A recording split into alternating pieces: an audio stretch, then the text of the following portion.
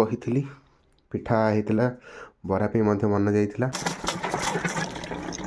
ଆଠଟା ଖଣ୍ଡେ ଅଛି ବରା। ଯାଅ ଗରମ ଗରମ ଗରମ ଗରମ ଗରମ ଗରମ। ଆଜି ମୁଁ ଟୋଟାଲ 18ଟା ଭିଡ଼ିଓ ବନେଇଛି। It is not about the time, it is about how you feel. କାହିଁକି ନା କାଲି ରାତିରେ ମୁଁ ଶୋଇଲି 10:30 ପାଖାପାଖି ହେଇଥିବ। ତ 10:30 ଶୋଇଲି, ଉଠିଲି 3ଟାରେ ଆଲାର୍ମ ଦେଇଥିଲି। ଜିନିଷ ହେଉଛି ଆଗରୁ ମୁଁ 9:30ରେ ଶୋଇ ପଡ଼ୁଥିଲି, ତ ଏନଫ୍ 5.5 ଘଣ୍ଟା ହେଇଯାଉଥିଲା, 5 ଘଣ୍ଟା ହେଇଯାଉଥିଲା, ସୋ ଦ୍ୟାଟ୍ ପରଫେକ୍ଟ। ବଟ୍ କାଲି ମୁଁ 4.5 ଘଣ୍ଟା ଶୋଇଛି। ତ ଶୋଇବା ପୂର୍ବରୁ ମୋ ମାଇଣ୍ଡରେ ଥଟ୍ ଆସିଲା ଯେ ଏତେ କମ୍ ସମୟ ଶୋଉଛି, ଏନଫ୍ ହବନି, କ'ଣ ହେବ କ'ଣ ନାହିଁ।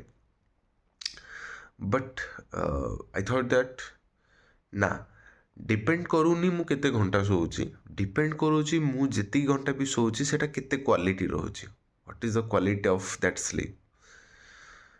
ତ ସେଇ ଜିନିଷ, ତେଣୁ ସେଇ ଥଟ୍ରେ ମୁଁ ଶୋଇଲି। ସକାଳୁ 3ଟାରେ ଆଲାର୍ମ ବାଜିଲା, ଉଠିଲି। ବର୍ତ୍ତମାନ ଉଠିକି ପଢ଼ା ଚାଲିଛି, ମୋର ଡାଏରୀ ଲେଖା ସରିଗଲାଣି ଅଲରେଡ଼ି ଆଜିର।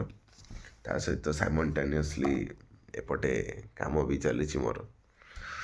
ତ ସେ ହେଉଛି କଥା।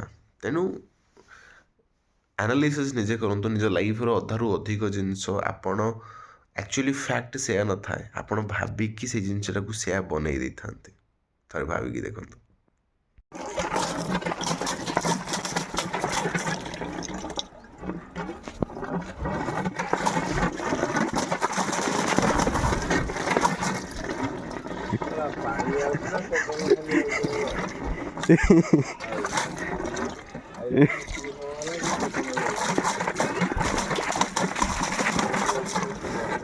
ଏଥିରେ ଟବ୍ ଅଧା ଫୁଲ୍ ହେଇସାରିଲାଣି ଯେ।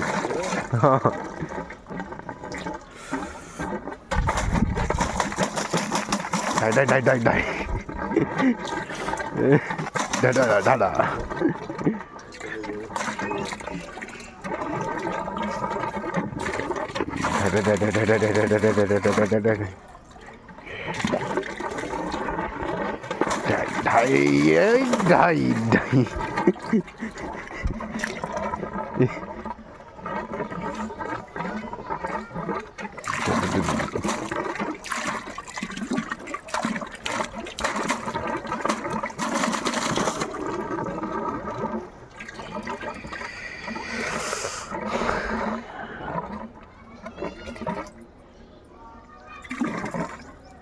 ମୁଁ କହିଥିଲି ପିଠା ହେଇଥିଲା ବରା ପାଇଁ ମଧ୍ୟ ମନ ଯାଇଥିଲା।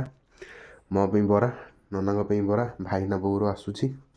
ତେଣୁ ଆମ ଘରେ ଏତେ ସବୁ ଟେଷ୍ଟି ଖାଇବା ହେଇଯାଉଛି ଯେ ଆମକୁ ବାହାରକୁ ଯିବାକୁ ପଡ଼ୁନି। ସେଗଲା ମୋର ବରା ଅଛି ବର୍ତ୍ତମାନ 7ଟା କି 8ଟା ଖଣ୍ଡେ ଅଛି ବରା, ବୁଝିଲ ନା?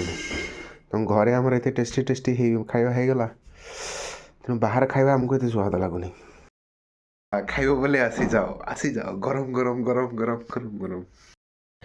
ଆଜି ମୁଁ ଟୋଟାଲ 18ଟା ଭିଡ଼ିଓ ବନେଇଛି। ଘଣ୍ଟେ ଲାଇଭ୍ ମଧ୍ୟ ଆସିଛି। ସକାଳୁ ଉଠିକି ଏଡ଼ିଟିଂ ବଗେରା ସବୁ କାମ ମଧ୍ୟ କରାହେଇଛି। ବର୍ତ୍ତମାନ ଛାତ ଉପରକୁ ଆସିଛି, ପାଣି ଭର୍ତ୍ତି କରାଯାଇଛି ସକାଳେ। ତ ପାଣି ମୁଁ ଦେବି ବର୍ତ୍ତମାନ ପୁରା ସେପଟ କାନ୍ଥରୁ ଏପଟ କାନ୍ଥ ପର୍ଯ୍ୟନ୍ତ, ପୁଣି ଏପଟଟା ମଧ୍ୟ ଦିଆହେବ। ବହୁତ ଜିନିଷ ରହୁଛି, କାମ କରାଯିବ। ବର୍ତ୍ତମାନ କିଛି ହେଲେ ମୁଁ ବୁଲି ପାରୁନି, କାହିଁକିନା ସାଙ୍ଗ ଯାହା ସହିତ ବୁଲୁଥିଲି ସେ ବର୍ତ୍ତମାନ ଯେହେତୁ ପଳେଇଛି କ'ଣ କଲେଜ ପଳେଇଛି, ତେଣୁ ସେ ନାହିଁ। ତେଣୁ ସେଥିପାଇଁ ବାଧ୍ୟ ହେଇକି ମନ ଦୁଃଖରେ ଘରେ ବସିକି କରିବା କଥା। ନୋ ଡାଉଟ୍ ଟ୍ରାଏ କରିବା, ଦେଖିବା, ଚେଷ୍ଟା କରିବା, ହେବ, ସବୁକିଛି ହେବ। ତ ଆଜିର ମାନେ ବ୍ଲଗ୍ରେ ମାନୁଛି, ଏଗ୍ରି କରୁଛି, କିଛି ଏକ୍ସାଇଟିଂ, କିଛି ଇଣ୍ଟରେଷ୍ଟିଂ ଜିନିଷ ହେଇପାରୁନି, ବା ଆହୁରି ବେଟର୍ କରାଯାଇପାରିବ ବା କରାଯାଇପାରୁନି, ସମହାଉ ସମଥିଙ୍ଗ ଲାଇକ୍ ଦ୍ୟାଟ୍। ହେଲା, ଚେଷ୍ଟା କରିବା ବହୁତ ଜଲ୍ଦି ବାହାରକୁ ଯିବା ପାଇଁ। କାହିଁକିନା ଟିକେ ମୁଁ କାମଟାକୁ ଟିକେ ସିରିୟସ୍ ହେଇ କାମ କରିଦେଲେ ତ ମୁଁ ଟ୍ରାଏ କରିବି କାଲି ଗାଡ଼ି ନେଇକି କୁଆଡ଼େ ଯିବା ପାଇଁ, କାହା ସହିତ କଥା ହେବା ପାଇଁ, ଇଣ୍ଟରାକ୍ସନ୍ କରିବା ପାଇଁ, ସୋ ଦ୍ୟାଟ୍ ବ୍ଲଗ୍ରେ କିଛି ଇଣ୍ଟରେଷ୍ଟିଂ ଥିବ ଦରକାର। ନହେଲେ ବ୍ଲଗ୍ଟା ଭଲ ଲାଗିବନି। ସାଙ୍ଗମାନେ ତୁମମାନଙ୍କ ଦୁଃଖ ବୁଝୁଛି, କ'ଣ କରିବା, ଦେଖିବା। ମୁଁ ଚେଷ୍ଟା କରୁଛି ବହୁତ ଜଲ୍ଦି ଷ୍ଟାର୍ଟ କରିବା ପାଇଁ, ଟିକେ ବାହାରକୁ ଯାଇକି କଣ୍ଟେଣ୍ଟ ବନେଇବା ପାଇଁ, ସୋ ଦ୍ୟାଟ୍ ଇଣ୍ଟରେଷ୍ଟିଂ ହେଇପାରିବ ଜିନିଷଟା। ବାଏ।